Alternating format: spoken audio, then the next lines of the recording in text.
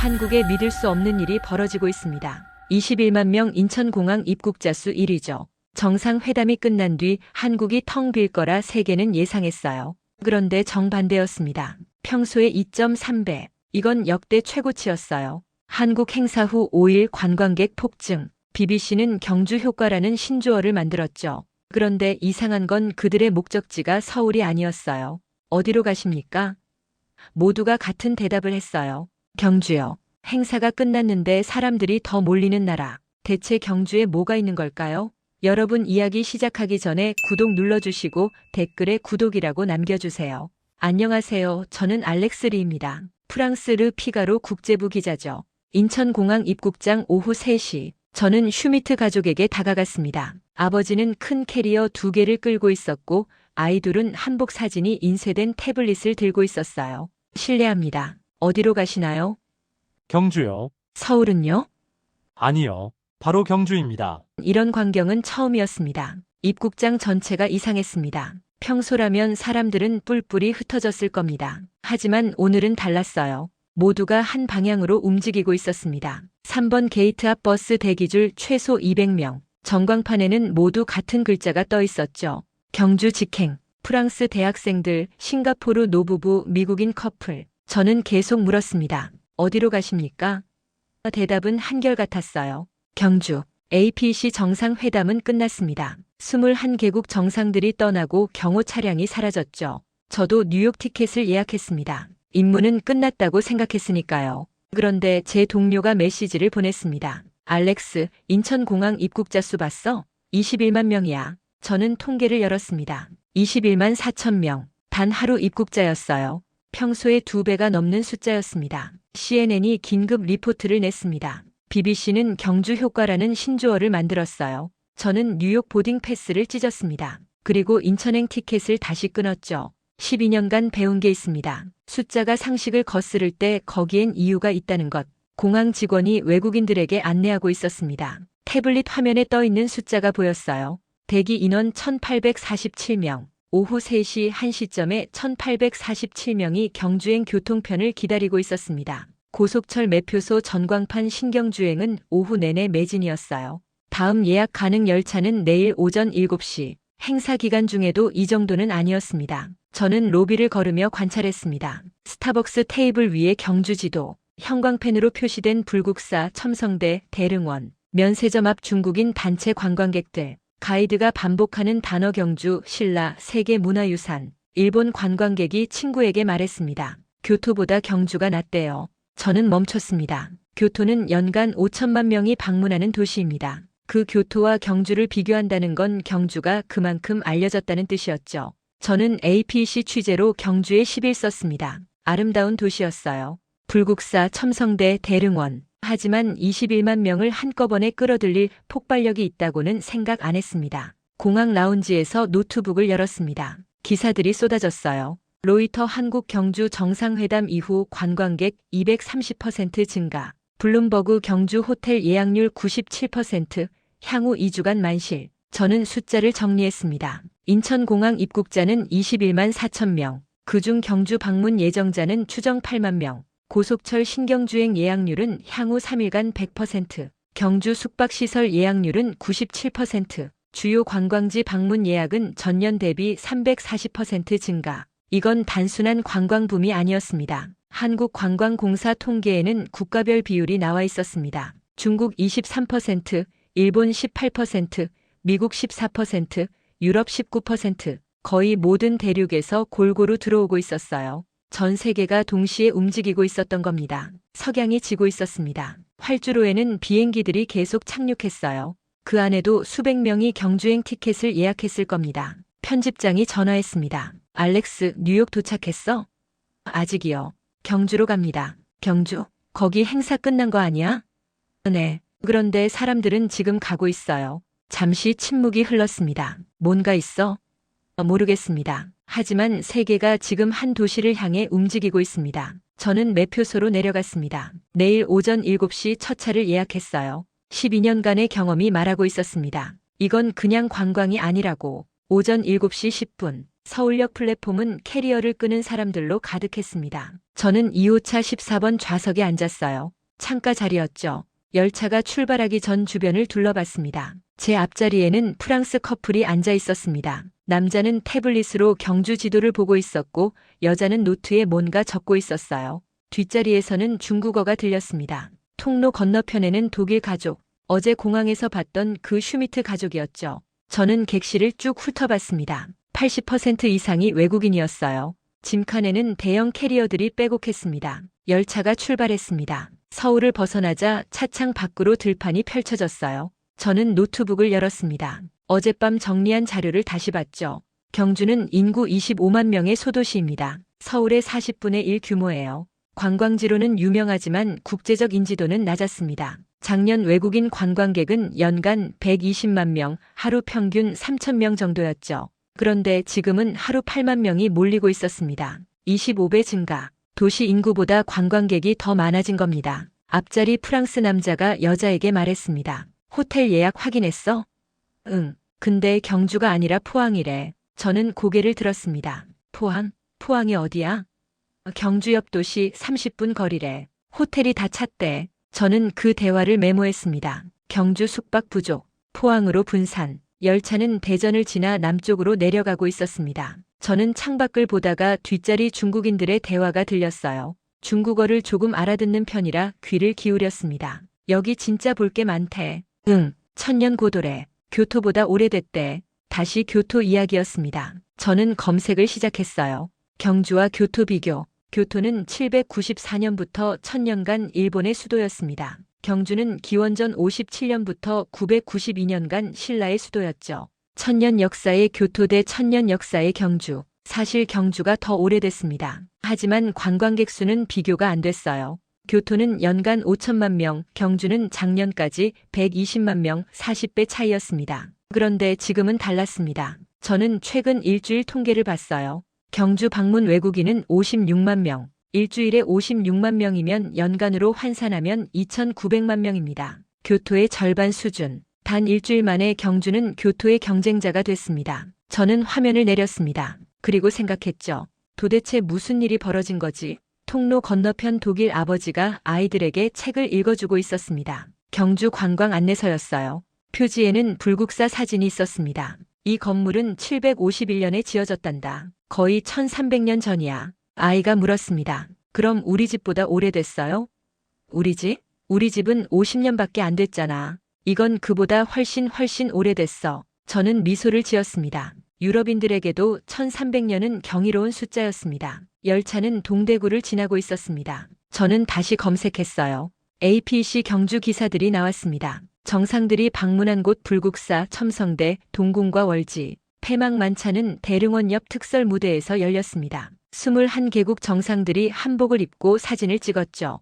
그 사진들이 전 세계 언론에 실렸습니다. CNN, BBC, 프랑스 24, 알자지라 모든 매체가 같은 사진을 썼어요. 달빛 아래 고분과 한복 입은 정상들. 저는 그때 깨달았습니다. APC는 단순한 정상회담이 아니었습니다. 전 세계를 향한 경주의 광고였던 거예요. 그리고 그 광고는 성공했습니다. 안내방송이 나왔습니다. 곧 신경주역에 도착합니다. 저는 짐을 챙겼습니다. 프랑스 커플도 중국인들도 독일 가족도 모두 일어섰어요. 출구 쪽으로 줄이 길게 늘어섰습니다. 열차가 멈췄습니다. 문이 열리자 사람들이 쏟아져 나갔습니다. 플랫폼은 순식간에 가득 찼어요. 저는 천천히 내렸습니다. 그리고 봤습니다. 옆 광장에 줄지어 서 있는 버스들. 최소 30대. 전광판에는 한글과 영어가 함께 떠 있었습니다. 불국사행, 첨성대행, 대릉원행. 그런데 제가 주목한 건 따로 있었어요. 버스 옆에 서 있는 사람들. 그들은 모두 태블릿을 들고 있었고 밝은 파란색 조끼를 입고 있었습니다. 조끼에는 글자가 적혀 있었어요. 경주시 관광안내원. 한 안내원이 확성기로 말했습니다. 불국사 방문하실 분들은 1번부터 10번 버스로, 첨성대는 11번부터 20번 버스로 탑승해 주세요. 저는 놀랐습니다. 이건 즉흥이 아니었어요. 계획된 시스템이었습니다. 옆 광장을 가로지르며 저는 주변을 관찰했습니다. 안내 데스크가 3곳 설치돼 있었어요. 각 데스크마다 통역사가 대기하고 있었습니다. 영어, 중국어, 일본어. 화장실 입구에는 다국어 표지판, 대기실에는 무료 와이파이 안내문, 심지어 기도실 표시도 있었습니다. 이건 하루 이틀 만에 준비할 수 있는 게 아니었습니다. 저는 버스에 올랐습니다. 불국사행이었어요. 좌석에 앉자 안내방송이 나왔습니다. 환영합니다. 불국사까지는 20분 소요됩니다. 차내에서는 경주 소개 영상을 상영합니다. 모니터가 켜졌습니다. 영상이 시작됐어요. 신라 천년의 수도 경주 유네스코 세계문화유산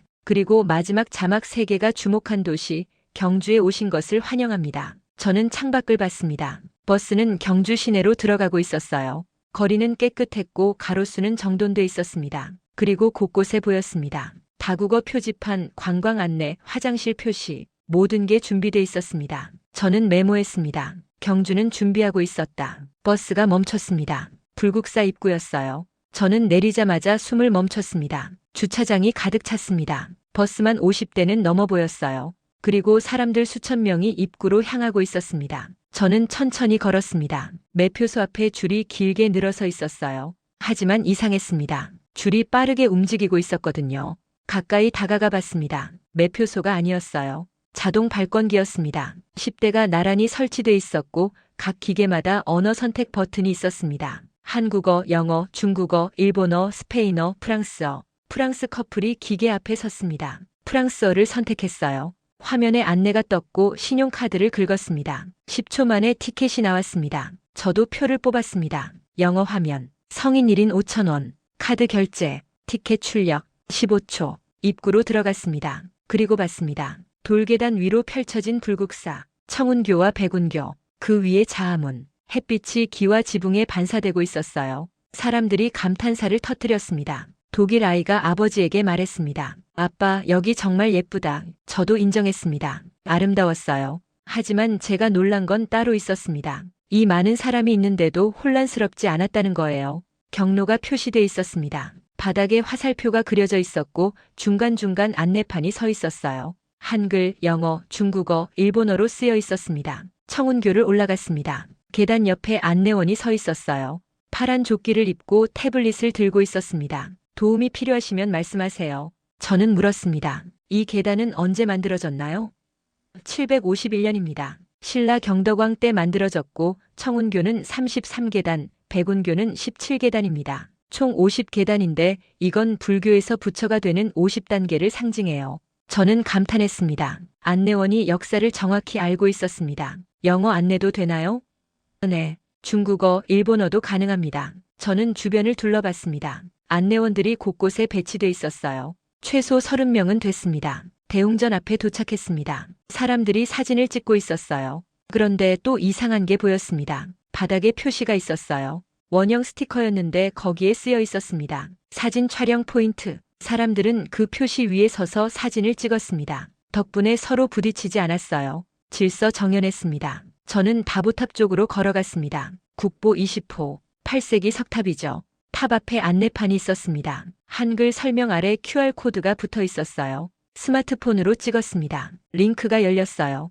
영어, 중국어, 일본어, 프랑스어, 스페인어 선택 버튼. 영어를 눌렀습니다. 다보탑의 역사, 구조, 의미가 상세히 나왔습니다. 사진과 도면까지 있었어요. 심지어 음성 해설도 지원했습니다. 저는 놀랐습니다. 이건 단순한 관광지가 아니었어요. 디지털 박물관이었습니다. 석굴암행 셔틀버스를 탔습니다. 10분 거리였어요. 버스 안에서도 안내 영상이 나왔습니다. 석굴암에 도착했습니다. 입구에서부터 숲길이 이어졌어요. 사람들이 천천히 걸어 올라갔습니다. 그리고 도착한 석굴암. 유리 너머로 보이는 석가모니 불상. 8세기 작품. 화강암을 깎아 만든 걸작. 사람들이 숨죽이고 바라봤습니다. 독일 아버지가 아이들에게 속삭였습니다. 저건 사람이 손으로 만든 거란다. 진짜요? 그럼 1300년 전에? 저도 한참을 바라봤습니다. 그리고 깨달았어요. 경주는 살아있는 박물관이었습니다. 천년 역사가 곳곳에 숨쉬고 있었죠. 하지만 더 중요한 건 따로 있었습니다. 그 역사를 보여주는 방식이었어요. 안내원, 자동 발권기, 다국어 표지판, QR코드, 촬영 포인트 표시, 모든 게 체계적이었습니다. 버스로 돌아오며 저는 생각했습니다. 이건 하루 이틀에 만들어진 게 아니야. 경주는 오래전부터 준비하고 있었어. 그리고 APC는 그 준비를 세계에 보여준 무대였습니다. 저녁이 됐습니다. 숙소로 가는 길, 안내원이 말했습니다. 숙소가 경주가 아니라 포항이라고 들었습니다. 셔틀버스가 30분 간격으로 운행합니다. 또 포항이었습니다. 포항에 숙소가 많습니까? 아니요. 크루즈입니다. 저는 멈췄습니다. 크루즈요? 네. 포항에 크루즈 2척이 정박해 있습니다. 숙박용으로요. 저는 그 말을 되뇌었습니다. 크루즈 숙박용. 그 순간 저는 알았습니다. 경주의 비밀이 어디 있는지를. 셔틀버스는 어둠 속을 달렸습니다. 창밖으로 가로등 불빛이 스쳐 지나갔어요. 저는 노트북을 열었습니다. 포항을 검색했죠.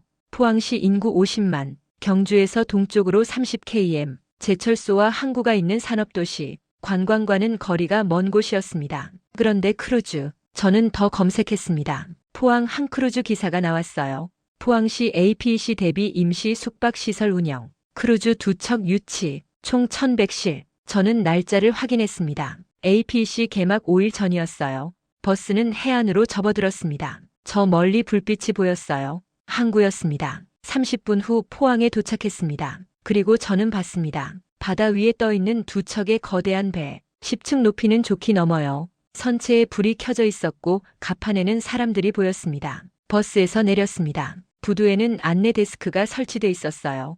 파란 조끼를 입은 직원이 서 있었습니다. 예약 확인해 드리겠습니다. 저는 호텔 예약 문자를 보여줬습니다. 직원이 태블릿으로 확인했어요. 피아노랜드호 7층 703호실입니다. 이쪽으로 오세요. 부두를 걸어 승선 게이트로 향했습니다. 다른 관광객들도 줄을 서 있었습니다. 독일 가족, 프랑스 커플, 중국인 단체, 모두 오늘 불국사에서 봤던 사람들이었습니다. 게이트를 통과했습니다. 신분 확인, 예약 확인, 열쇠 카드 발급. 5분 만에 끝났어요. 배에 올랐습니다. 내부는 호텔과 똑같았습니다. 복도에는 카펫이 깔려 있었고 벽에는 그림이 걸려 있었어요. 안내판도 있었습니다. 한글, 영어, 중국어, 일본어. 7층으로 올라갔습니다. 703호. 카드를 찍고 문을 열었어요. 객실은 깔끔했습니다. 침대, 책상, 화장실. 창문으로는 포항이 보였어요. 밤바다의 불빛이 반짝이고 있었습니다. 저는 가방을 내려놓고 밖으로 나왔습니다. 복도를 걸으며 주변을 살펴봤어요. 객실이 좌우로 늘어서 있었습니다. 최소 100개는 됐어요. 엘리베이터를 타고 1층으로 내려갔습니다. 로비였어요. 리셉션 데스크, 카페, 편의점, 심지어 환전소까지 있었습니다. 한쪽에는 안내 데스크가 있었어요. 직원에게 물었습니다. 이 배에 객실이 몇 개나 됩니까? 피아노랜드호는 600실입니다. 옆에 이스턴 비너스호가 500실이고요. 1100실. 기사에서 본 숫자와 정확히 일치했습니다. 언제부터 운영했습니까? APC 개막 4일 전부터입니다. 저는 놀랐습니다. 단 4일 만에 이 시스템을 만들었다는 건가요? 갑판으로 나갔습니다. 밤바다 바람이 차가웠어요. 난간에 기대어 항구를 바라봤습니다. 부두에는 버스들이 계속 도착하고 있었어요. 관광객들이 내려 승선 게이트로 향했습니다. 마치 호텔 체크인처럼 자연스러웠습니다. 옆에 서 있던 독일 아버지가 말했습니다. 신기하네요. 배가 호텔이라니. 저도 동의했습니다. 신기했어요. 하지만 더 신기한 건 따로 있었습니다. 이게 작동하고 있다는 거였습니다. 저는 다시 로비로 내려갔습니다. 리셉션에 물었어요. 경주까지 셔틀버스가 있나요? 네. 아침 6시부터 밤 10시까지 30분 간격으로 운행합니다. 예약 필요합니까? 아니요. 그냥 타시면 됩니다. 저는 시간표를 받았습니다. 출발 시간이 빼곡히 적혀 있었습니다. 하루 32회 운행, 버스 40대 동원. 이건 즉흥이 아니었습니다. 정교한 계획이었어요. 객실로 돌아와 노트북을 열었습니다. 검색을 시작했죠. 경주 숙박시설 총 25,000실, APC 기간 예약률 97%, 남은 객실 750실. 하지만 예상 방문객은 하루 8만 명, 숙박 부족분은 79,250실. 경주는 이 문제를 어떻게 해결했을까? 포항이었습니다. 크루즈 1100실, 그리고 제가 아직 모르는 다른 방법들. 저는 포항시 공식 발표를 찾았어요. 포항시 APC 관광객 숙박 지원, 크루즈 2척 유치 및 민박 확대 총 3,000실 확보, 3,000실. 하지만 여전히 부족했습니다. 79,250실에 3,000실. 턱없이 모자랐어요. 저는 계속 검색했습니다. 그리고 찾았죠. 경주시 주변 도시 협력, 포항, 울산, 부산 연계 셔틀버스 운행, 울산까지 1시간, 부산까지 1시간 30분. 경주는 혼자 감당하지 않았습니다. 주변 도시들과 네트워크를 만들었어요. 저는 의자에 기대었습니다. 이제 보였습니다. 경주의 전략이 아름다운 유적만으론 부족했습니다. APC 세계의 경주를 보여줬지만 그것만으론 21만 명을 감당할 수 없었죠. 숙박, 교통, 안내, 통역, 모든 게 필요했어요. 그리고 경주는 준비했습니다.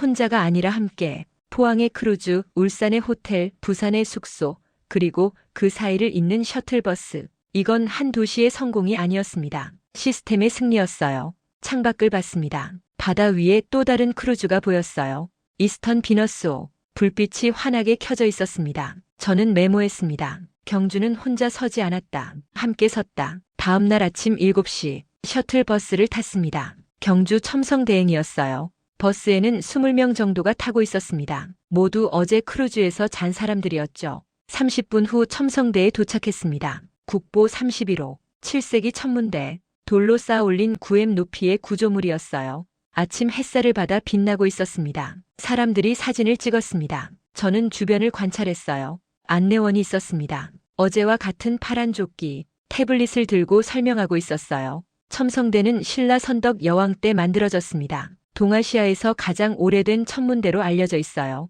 프랑스 여성이 물었습니다. 여왕이 만들었다고요? 네. 신라는 3명의 여왕이 다스린 나라입니다. 대단하네요. 저도 동의했습니다. 7세기의 여왕. 유럽보다 훨씬 앞선 시대였어요. 첨성대를 둘러본 후 대릉원으로 향했습니다. 걸어서 10분 거리였어요. 대릉원은 고분 공원이었습니다. 감사합니다.